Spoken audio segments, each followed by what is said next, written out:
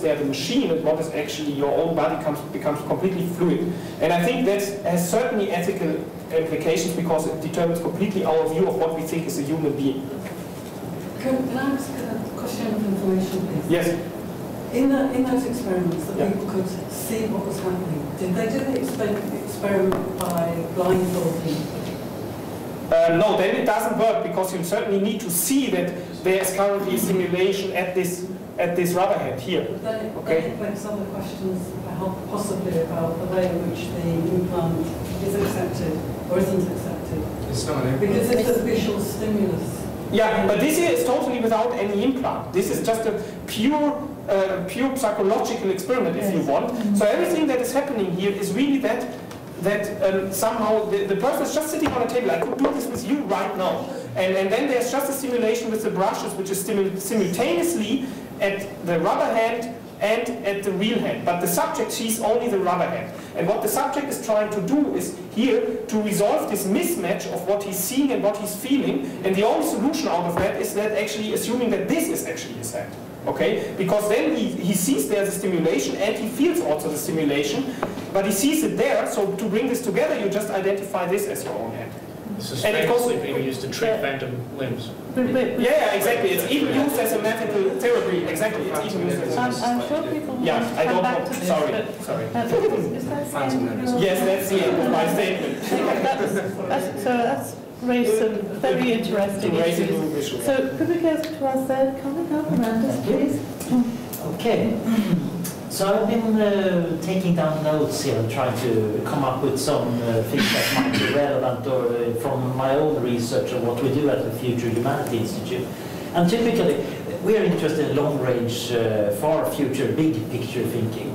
And we also do a little bit of work on applied epistemology and rationality, because obviously when thinking about the future, we need to figure out better tools for doing that. And one of the real annoying realizations, of course, that there is not that much rationality you can get from humans. The little we can produce goes a long way, which is also rather interesting and scary, because if we could just get a little bit more of that, we would probably see very drastic changes. But it seems like hype and placebo are two very important factors that we haven't directly gone into. Hype to some degree, but also the interesting aspect of the placebo effect. When taking the mind-altering drug, most people do it with the intention of altering their mind, and then of course they experience various hallucinations or other states. When taking a cognition-enhancing drug, well, how does better memory actually feel like? Well, nobody really knows. So it's very fun to talk among dinner conversations among people who have tried them with their personal experience, because everybody got very different ones. And similarly, of course, getting a deep brain stimulation in terms of the placebo effect, it's one of the ultimate things. You're not just getting a big pill, you're actually getting surgery. So that's going to have big effects. We certainly have real effects too, but we get strongly affected, of course, by how dramatic the technology is. And this, of course, also affects the ethics. We get far too excited, perhaps, about some technology because we involve modification of genes, we involve putting stuff inside the body, and then we don't realize how our gadgets are actually changing our cognition, our view of space, and so on.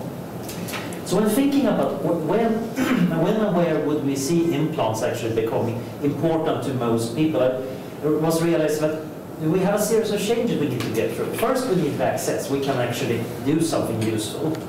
But beyond that, we need better precision. We need to get signals to and from the right areas. And that's, of course, where I think we're currently at. The next step is reliability and validity. We can actually get useful signals and get useful changes in behavior. And that's going to take a lot of research. That's where it started to get interesting, the question about having a single test subject doing self-experimentation versus having a few thousand to actually see what happens. But then comes that final tricky step, practicability. You need to get the safety up. It needs to be really safe. It needs to be cheap. We need to get it persistent enough so it doesn't disappear after a few months if it's very expensive, risky to get. And of course, there might be accessibility issues. Who can actually experiment with inserting this? Right now, for neuroimplants, of course, it requires Mayo Hospital. Most neuroimplants require a lot of infrastructure, very far away from self-experimentation. However, things like putting stuff into the peripheral nervous system, that seems relatively doable. And given what people are doing in biohacking, I wouldn't put it away from somebody who tried to do a do-it-yourself gene therapy within a decade, which might be a rather scary prospect on its own. But finally, we of course have the ease of training and interface. One reason the current crop of smartphones are doing so well is, of course, that we got very clever interfaces that make it very easy to start using them. Current brain-computer interfaces are far too tough or require a lot of learning. So these are kind of thresholds we need to get over, and things will not get into common use until we can get over that. Or the hype is big enough so that people get over it anyway. So in terms of enhancement, for example, risks need to be really, really low. We are willing to take a bit of risk in order to treat ourselves from illnesses, but if I'm healthy but want to function better in one way or another, in that case, I am going to demand that it's going to function very well. However, if it can provide something I can't get anywhere else, a killer application of some kind, then I might be interested. So if I got offered to implant my smartphone into my brain, I wouldn't do it because, well, it's major surgery and I can't upgrade it. And now somebody says, well, it also got a link to a hypothalamus. You have an app that can change your weight set point. Now we're talking. And oh, yes, you can. This app actually allows you to activate the right parts of thalamus to focus your attention on things. Now I would be totally interested in the prospect. So we need that kind of killer app, and that's rather long down in the pipeline. So it seems that specialized applications are going to come much further. And this is where I think self-experimentation is interesting, because that's also where we're going to get a few more radical pieces of data. So in general, I've been working on a paper on the ethics of self-experimentation. It's interesting to note that in science we're very negative in general to self-experimentation right now. That has not always been so. In Victorian eras, it was the opposite. You should be doing self-experimentation. If you could and didn't, you were not a real man of science. Then in the 30s, there was a 180-degree turn and the number of people were down. However, in many other areas, self-experimentation is regarded as very important, like in performance art, where people do some amazing and painful things, some of which not even are a tangent to biomedicine, like some of the work of Stellark and Orland. And there is no question that there should be an ethics board telling them whether we're allowed to make that artwork or not. People would be screaming about censorship. So there is an interesting problem here about those subjective states of art. Very important for our society, but clearly there might be other subjective or objective states we want.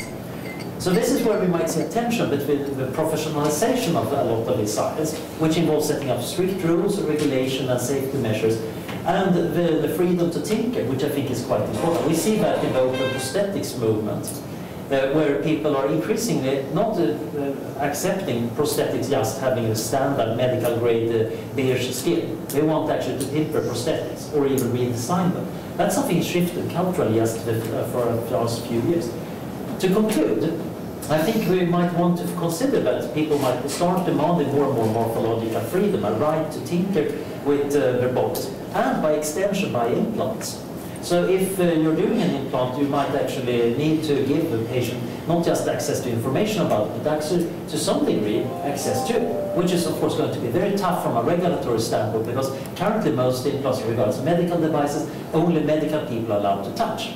However, we can't avoid touching, of course, the person they're inside, and they might have a very legitimate claim that they want to be able to mess with. Thank you. Thank you very much. And last? My turn. The last 5 minutes. Thanks very much. So the last 5 minutes are about anthropology. I have a different point of view, which to some extent meets things that were already told, but I've been interested for the last, let's say, 15 years in brain interfacing, so I have the benefit of hindsight about how ethical and social considerations, social issues are tackled when thinking about brain interfacing, and I've spent almost 3 years in Reading using Kevin Warwick as a guinea pig, trying to understand what he was doing. And while I was listening to you today, it reminded me about about when I think it was my first meeting about brain interfacing, and I could really appreciate the difference because I think social issues are finally taken into account with a big bat. I will develop the bat after, but just to start the progress, just a few words about the meeting I was talking about. It was in 2003 in Brussels for the European Commission. The European Commission wanted to give much money for brain interfacing, and they made a call. It was human augmentation. And it was very interesting because we met there, and of course I was the only one from the humanities, and I felt like an alien there because I realized it was considered as completely irrelevant to try to ask questions that were not technical. And it was very funny because I think there was Kevin Warwick, who was almost the only one interested in enhancement. Most of the people there were interested in treatment, therapy, but the distinction wasn't made at all. And I laughed a lot because after a while people were talking about how to bring together the network and to get the money, to be clear. And suddenly someone said, yes, and for the test we'll need at least 50 patients. And someone said, why are you talking about patients? We don't need any patients. We are enhancing normal people. So, and there was a big silence, and someone said, I have the solution. We'll take 50 patients and 50 volunteers. And that's all. The discussion ended. Everybody was happy. Everybody was together. And as an anthropologist, I wasn't completely satisfied when I realized it meant there was absolutely no awareness about the distinction between treatment and enhancement. So I see 8 years ago, it was 8 years ago, now there is a big progress, and I realize now, and while I was listening to you, I realize now the issue related with therapy and enhancement is finally taken into account, but it's taken into account in a very specific way, which is in terms of impact, which is not my anthropological way of understanding the problem. Because when you talk in terms of impact, of course you balance risks and benefits. And I say you, but I'm also doing that. But what I'm saying is it's not enough in my view. It's a way of thinking that stress, the side effects as being just side effects. But in my view, a negative result, a negative impact is not just a side effect. We have a coin with two sides, and if we want to have the positive one, the second one is not a side effect, it is part of the package. And the problem of this vision in terms of impact is that it's limited to assess how to use technology in the best way. And of course, once technology does exist, we have to assess the impact. But from my anthropological perspective, we have to stand up and to ask first, not how to use technology, but why. Why do we develop these technologies? What for? What's the project, the society, the humankind we are dreaming about for tomorrow? I think all of us have a definition of what a human being is and what a human being should be. And my definition of humankind cannot help, cannot hurt. But if you are an engineer, a scientist in a lab, and you have money to build objects, to build technology, you translate your own vision of the world into the technology you produce.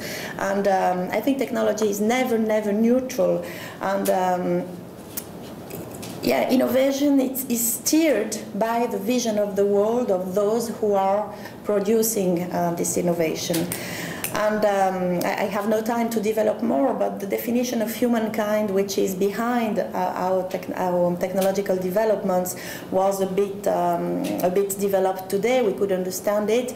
To say just in one sentence, we are still in the mechanistic metaphor. Now it is at the nanoscale.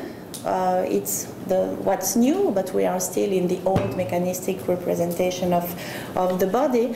And it was told this morning, we are an amount of data, and this amount of data has to be organized in the right way to be to make us humans. So what I mean is that technology is new, especially nanotechnology, but the fantasy it is translating into the real world is not new at all. I think that coming back to the end of the privacy that was mentioned today, I think we are at the end of the privacy, because on the one hand we have our old values related to individual freedom, respect of privacy, but on the other hand we have another contradictory value which is linked to what I just mentioned, the amount of data, the networking, and we think everything must be accessible to everybody. And we can't go further with the two logics, one against the other. We have to choose. And I think now we are about to choose access against respect of our privacy. But what I want to say for my circle to be round is that, for instance, what Kevin Warwick did when he connected his brain to the internet to be able to operate a robotic hand in the UK when he was in the US, is just an example of how that kind of technologies can shorten even more the access to information and to data. And I think I'm being very quick, but I don't know if I'm clear, but I think there is a kind of a package of cultural values that are leading us to that kind of direct connection. And this is why we are doing it, and after we can use it in a right way, in a good way, or in a bad way. But good and bad way are two different modes of using a technology that is a translation of what we really want. Just two more words. It leads to a big package of interrogations, which is about what does it mean, what does normal mean, what does disabled mean. Of course, these definitions are relative. So they're dependent on the society in which we are living, and what I see is that there is a continuous shift in our society. And James, I really enjoyed your talk. You said some anthropological things, and you talked about the technological imperative. And I think it's completely true. We think once we can do something, we must do it. And as a result, things we considered as unacceptable yesterday become acceptable today, and tomorrow we cannot live anymore without them. So there is that continuous shift that should lead us to ask very important questions at three levels. The first one was already mentioned, is about the long-term scenarios about humankind from an anthropological perspective. Nothing says our destiny is to survive as human beings. We know paleontology showed very well how species disappear. So we might disappear, but this is a very open question. More important to me now is what these scenarios say about our current values, which is what I've developed now. And the third point, I also found it in your talk. You talked about creating marginality, and I think it's a very, very important point, because it's a kind of, in my view, it's a mid-term interrogation, because we have our current values now. Brain interfacing tells something about our current values. We have the long-term questions, what will happen with humankind, and we have the mid-term questions, because we are creating superhumans, we are creating old people, very efficient, and this morning you talked about brain disorders due to aging. It's a big question, because in other societies, aging is not a disability. In our society, we call pathology all the disorders due to the age, but in other society you are just old and it's normal. It's our human nature to get old. So we are also building new disabilities, and we are not thinking about the society in which our superhuman and our new disabled will live. I live in Switzerland, a very wealthy country. We are supposed to be rich, everybody, but I see we have unemployment, I see we have problems with the pension funds, we have plenty of problems. And all those problems will be worse once all of us will be enhanced humans, older and more efficient in a society which is not ready. So, thank you, that's all. Thank you. Right, well, thank you to my fellow panellists for their comments. I think we've had a very nice variety of perspectives, and yet some common themes have come up. For example, the issue of what is a human being, what counts as a moral agent, issues about freedom of choice. So I'd like to open the discussion. We have half an hour left for final reflections, questions and comments. Yes, Ian. Daniela, so your view on surrogacy, you don't agree with it, you do agree with it? With what? Surrogacy. Surrogacy? Yeah. Did I say that? No, you were talking in terms of Kevin Warwick linking his nervous system up to a robotic hand, which is in effect being his hand was a surrogate of his normal hand. So what are your views on surrogacy? Well, it depends if you are asking me as an anthropologist or as a citizen, human being. As an anthropologist, I can just see what he's doing is just one step further than what all of us are doing, and I'm always very surprised because when I hear, because to be honest, when I give a talk with Kevin and the two of us are in a room, he talks about what he's doing and I criticize, or today you talked about what he's doing and what you do, and people are very polite, but when I'm without Kevin and I talk about what he's doing, people are very, very rude with him usually. They react very strongly, and it's a bit, I know it's not good English, but it's less worse than 10 years ago, because 10 years ago people used to say, oh, he's completely crazy, it's science fiction. I remember when I talked about going to study him in the Swiss Technological Institute of Technology in Lausanne, his colleagues told me, some of them told, oh, no, don't lose your time, why do you go there? If you want to study real science, real technology, study us. And some of them told me, oh, it must be very interesting for an anthropologist to go to study such a crazy scientist. Anyway, I could understand. Most of them completely disagree. And my problem is, as an anthropologist, that when they disagree, they are not aware that they are doing exactly the same. It's exactly when we talk about invasive versus non-invasive. Those usually who do the same with non-invasive technologies are just more concerned with the boundary of the skin. But fundamentally, they do the same. So from an anthropological perspective, what he's doing, what you are doing, is completely coherent with our current values. And if If we don't like what you or Kevin is doing, it means we have to look at us, to look at our mobile phones, and to realize that if we don't want to do the same in a few years, we need to cut now. And to cut is not the right idea. We are wireless, so we have nothing to cut.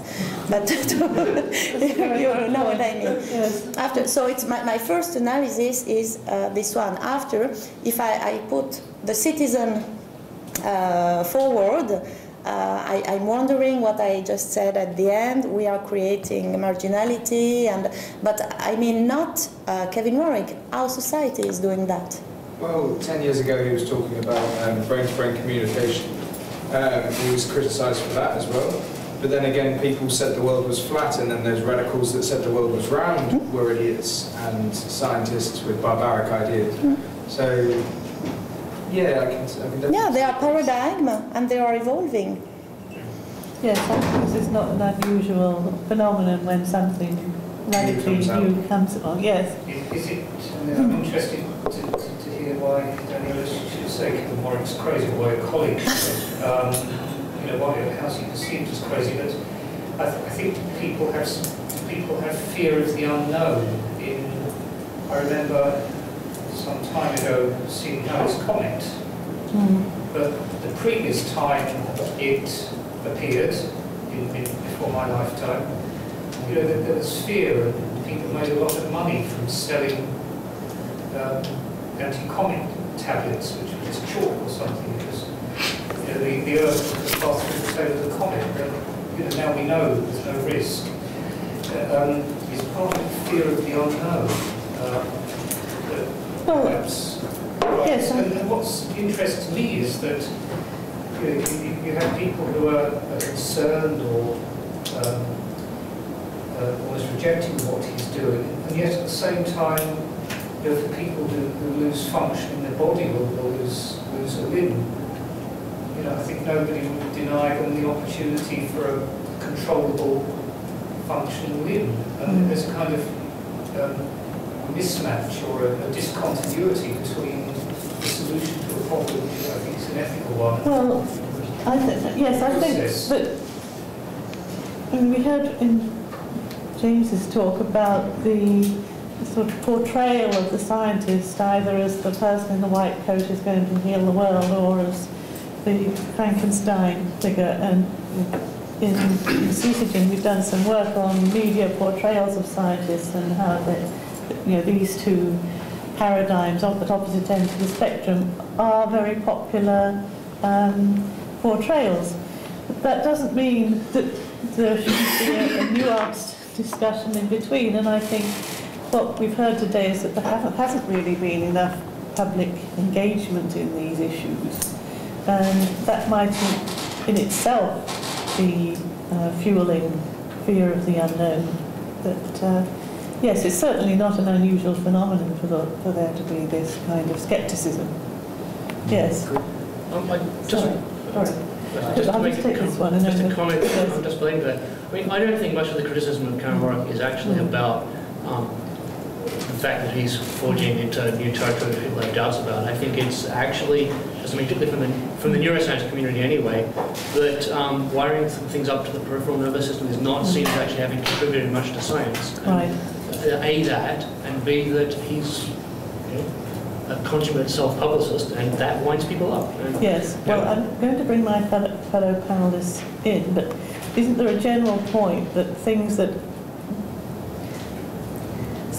new scientific developments often have applications in areas that are completely unprotectable, so the fact that it hasn't contributed much to science hitherto or hasn't been perceived as having done that? Well, it's just the people that kind of done this before, right. From characteristic of recording from peripheral nervous systems. I mean, in a sense, that had all been done, but just not in such a same way. Right. But yeah, and even 5 years before, actually, people have already implanted electrodes and paralyzed patients in the brain, which is the central nervous system, and connected the computer to the signals from these people. But from the United States.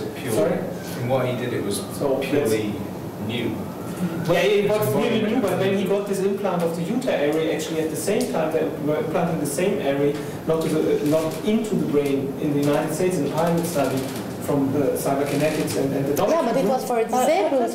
No, again, it makes the same difference. We have some order, please. No, I just want to agree with what Simon said. I think that's a bit the point, that actually there's maybe scientifically less revolutionary things in there than actually it appears to be. And as I said, I mean, in the year around the year 1999, 1998, already at that time, electrons were implanted into the brain. I think this is a good example.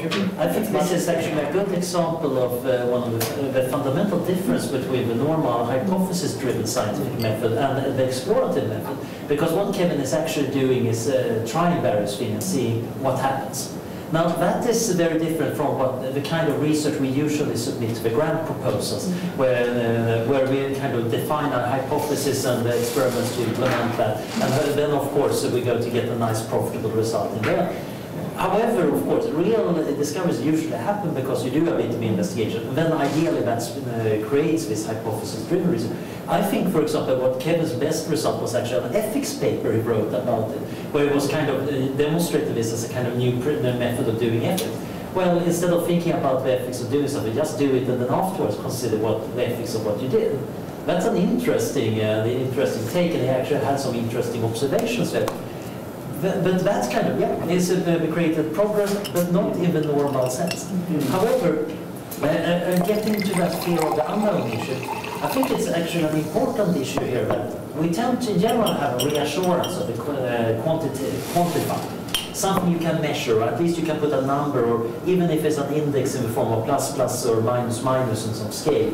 That is very reassuring, because the qualitative stuff is harder to compare, and people then tend to look down on it. This is especially troublesome when it comes to the future and risk. So a lot of the stuff we're researching at my institute is kind of on those plausible edges of the future that you mentioned earlier this morning. And one interesting thing is that in terms of risk, quite often they are very, very important, because you have very long and nasty tails out there. When things go really bad, they can go amazingly bad. And although the total probability is not too great, the weight of that tail is still so big.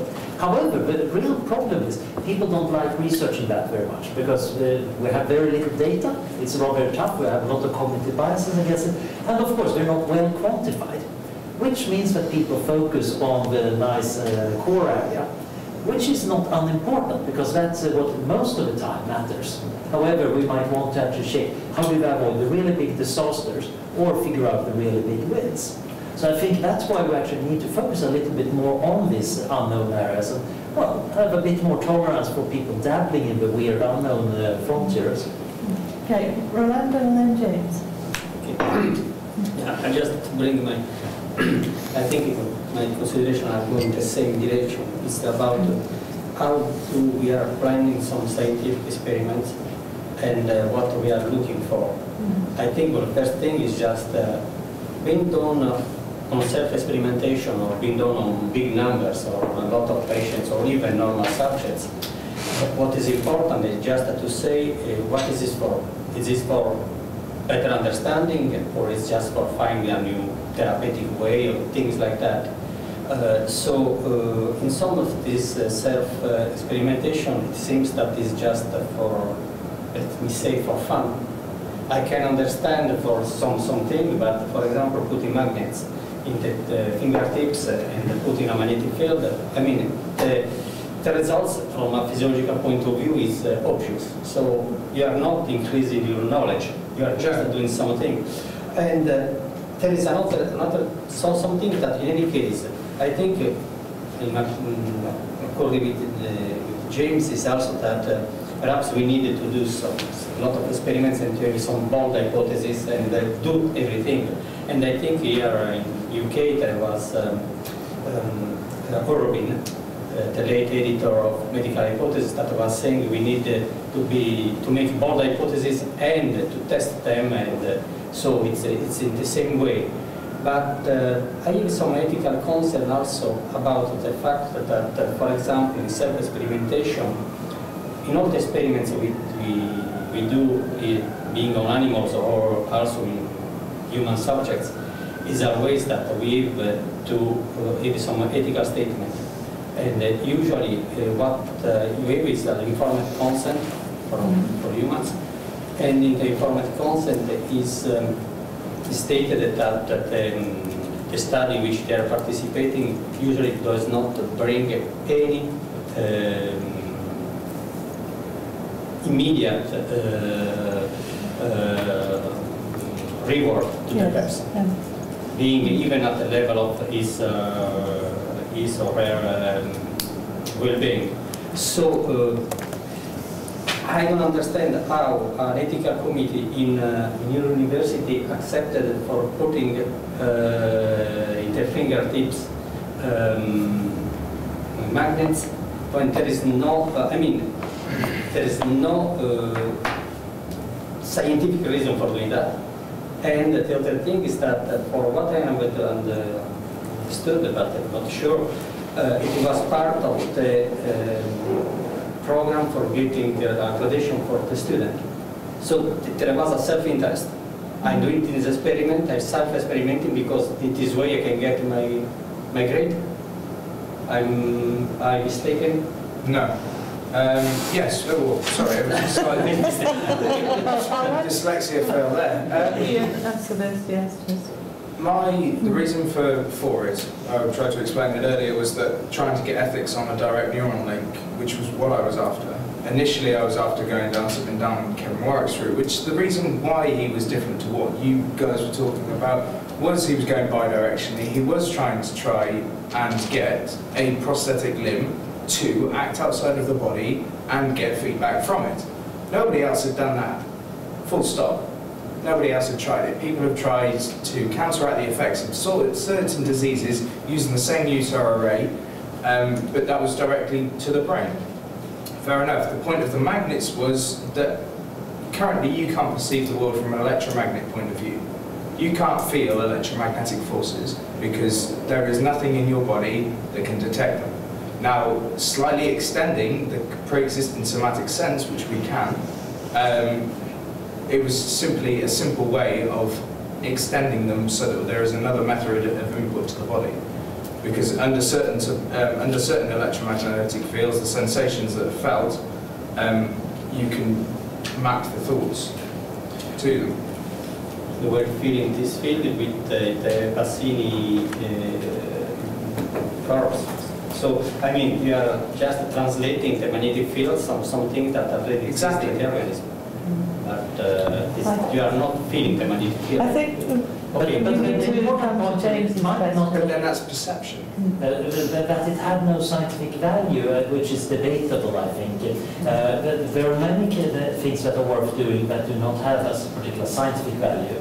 You could argue that it had an artistic or self-expression value or a publicist value or something that might still make it ethical to actually do experiment. It's just that normally we're so used to boards saying, no, you can't do that because it hasn't got any scientific value, because we're not trying to go for any other values. Right. James, was your question on this point or was it on something? Was it on something else? Was it? Right, well I think we should move on to something else. We spent too much on this. Enough, rather. It speaks to Daniela's point, yes. and also speaks to I find there's a very curious antinomy that goes along with the term technology, which basically refers etymologically to the rational consideration of the use of tools. And it's funny, because if we really want to see the social and anthropological trend, very often what happens is that learning must precede change if the change is to be accepted. So we use the tools in a heuristic that allows us to then learn certain things, but we're actually afraid of what the tools can do. So we balance this. The late George Bugliarello, who was at New York Polytechnic Institute, used to refer to something called biosoma. We utilize tools, for example, and machines to compensate for our biological limitations and augment our biological capabilities. And in between is the social engagement. Very often those tools are social tools, and very often we enact the use of those tools in the social environment. So what I find very funny is that this has been a pattern that is certainly not new. One could turn back to antiquity and see a similar historicity that talks about the newfangled machines, and if humans were meant to X, then they would have had Y. This represents an iterative turn. this is the next iteration of this. It represents the frontier, what we remember from the 1960s, the final frontier being the brain, the 20th century looking the same. So there's a peculiarity that goes along with this that I think has a very strong anthropological trend, and I'm really happy that you're focusing on it in that lens. But then I also speak to the point here. Sometimes what tends to happen is we need to look backwards to look forwards. And to say, yeah, we've been doing this all along, so these steps forward need to be innovative. And that brings me over to the point, in conclusion, that speaks to the whole issue of I think why people have heartburn with some of Warwick's stuff, and even with some of the neuroprostheses. And I think part of that is that there are two mechanisms of science. One is that science, as an epistemological enterprise, advances the fund of knowledge. It puts it out there. People then use this.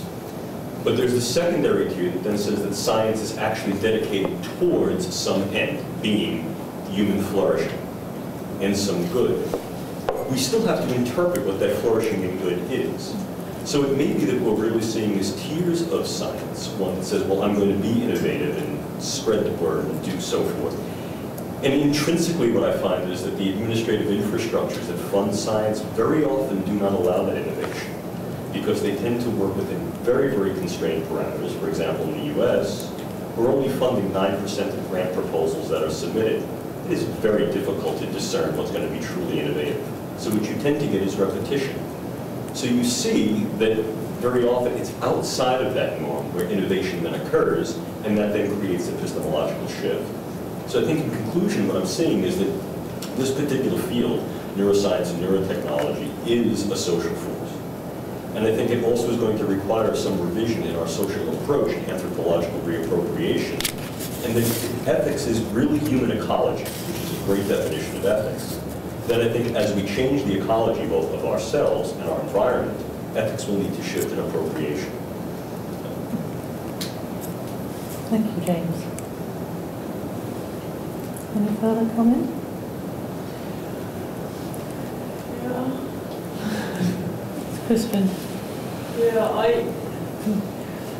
I'm just, I just keep coming back to the sort of tension and mismatch between how we foresee the future or envision the future of new science and technology, with all the promise of improving productivities, becoming more efficient, solve all these problems, and now a lot of societal problems can be solved with the new and advanced ICTs.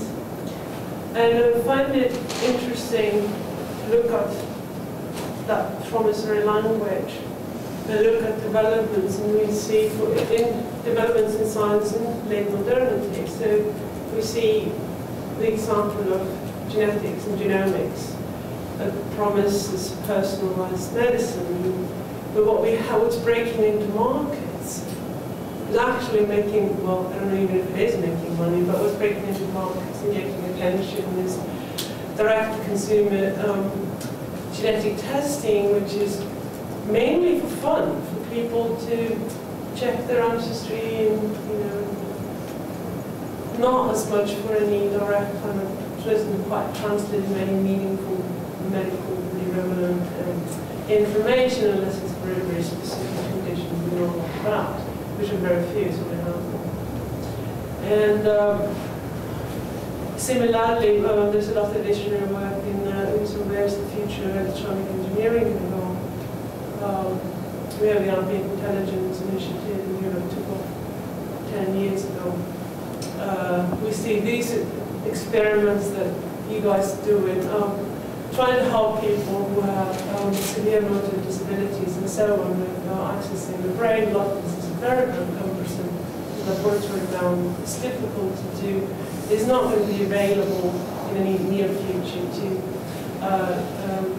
everyone who can't even afford it. We're going to help everyone.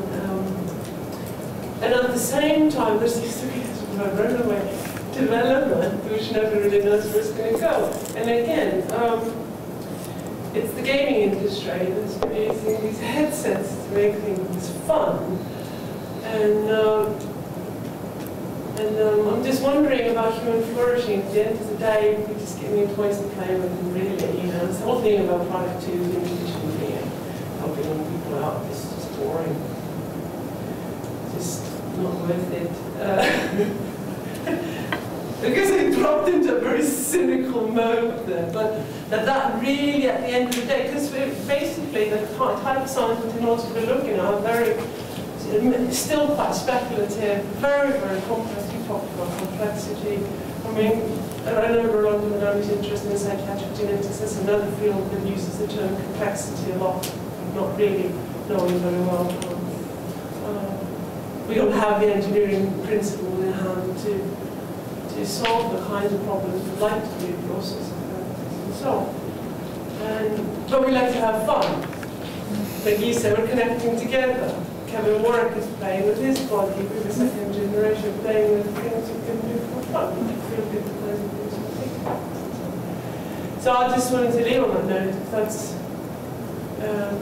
those kind of developments are going to be the ones we're going to see produce quite radical changes.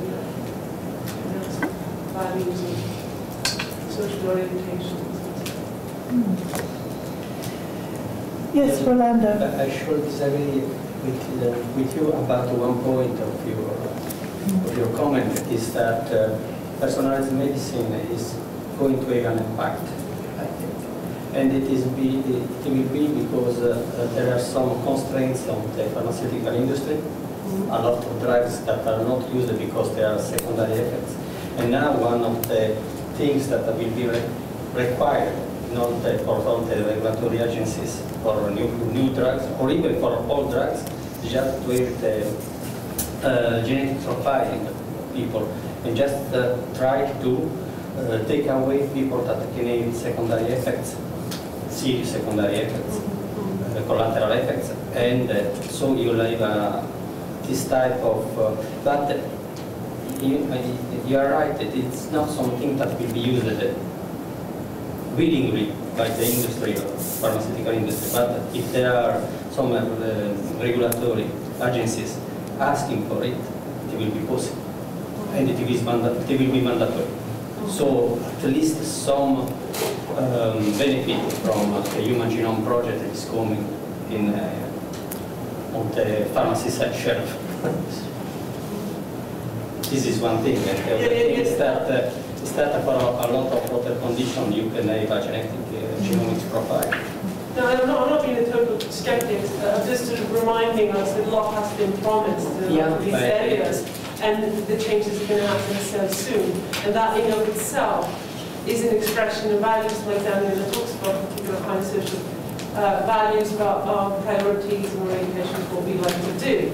But there's been a delay in lots of areas, and I'm just wondering if the implant issues, implant and smart implants, also some possible practical purposes then be delayed while we're seeing the entertainment industry perhaps take off.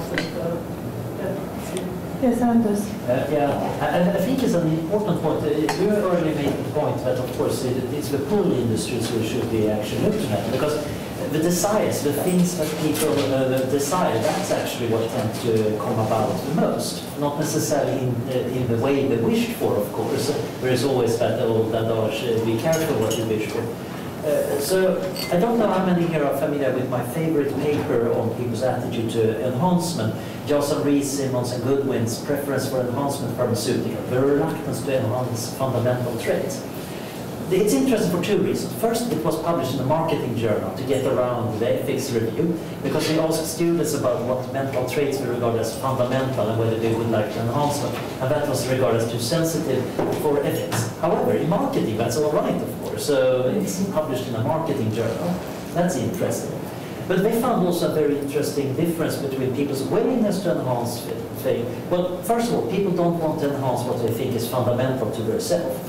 So things like being alert and awake, well, that's rather separate from who I am, so people are quite okay with that. But kindness and empathy, that's core qualities. So people are very generally skeptical to them. However, there is not a very strong correlation between how willing people are to enhance things and whether they think that it should be bad. So when looking at that, you kind of get three interesting quadrants. First, there is a area where people are unwilling to enhance things like kindness and emotions, and they might be wrong, ethical about that, in my opinion, but they're rather neutral about whether to ban it. It doesn't matter. It's not a tough question because people don't really want the kindness bill. Then there is an area where people actually are quite happy with enhancing and don't think there is a need to ban, like cures for absent-mindedness, improved concentration and language ability. Interesting, again, language ability is regarded as something very good. And then there is the area where people are willing to enhance themselves but think it should be bad, like math ability, reflexes, music ability, rote memory, and wakefulness. Which is rather interesting because, of course, we're having wakefulness enhances all around here, and people are still willing to do. Of course, we might argue that maybe that we didn't understand the question. Another point of the paper is that framing matters an awful lot. But it seems like we have an interesting dynamics here, that people's desires, especially their private desires, can be very different from the public desires. And this might lead to interesting tensions because the forms of enhancement and treatment we develop in proper science and academic institutions might be very, very different from what people deeply desire. So a lot of the talk on cognition enhancement have been about the high things that are useful at some desktop job. But people might want better sex enhancement instead. And that's probably where the most money lies, judging from the spam I'm getting in my mailbox. Right. Well, on that note, that's an interesting thought to take away with us. We're more or less out of time, and I'd like to thank everybody for their contribution. It's been an absolutely fascinating day. We've had a range of very thought-provoking, provocative even, talks, and lots of interesting discussion. And before we finish, I would also like to thank my colleague Christian for all the organisation she's put in today. Thank you very much, Christian. Do you want to say anything before we finish? No, I'm absolutely brain drained. No, I think it's been wonderful. I didn't really know what I was getting myself into by organising and conceiving this event and organising it, but I feel very pleased, and I want to thank everybody for the contribution. You've been all very active and right there all the way through. So thanks everyone. Let's finish this.